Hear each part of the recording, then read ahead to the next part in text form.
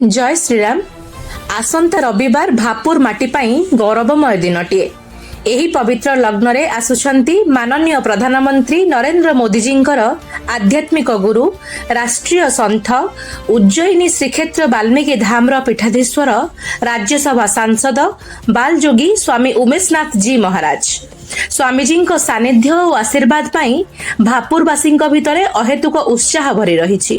स्वामीजी एही शुभ अवसर में प्रथमे द्वितीय अयोध्या स्वयं संस्थापित मर्यादा पुरुषोत्तम प्रभु श्रीरामचंद्रंकर मंदिर को दर्शन करी पूजा अर्चना करिवे।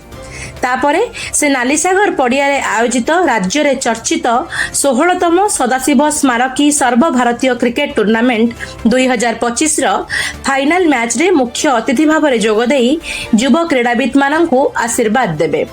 सेही दिन प्राय 40,000 दर्शकों उपस्थिति अपेक्षा करा जाउछि। स्वामीजी दर्शन पाई भक्त माने बड़ उत्सुकतार सह अपेक्षा करुछंती। स्वामीजी एही गस्त यात्रा युवा माननक मध्यरे क्रीड़ा और आध्यात्मिक जागरण आनिबार एक दिव्य अवसर हेबो। प्रणाम मुद्रा रे भापुर माटी स्वागत करुछि। स्वागतम स्वामीजी।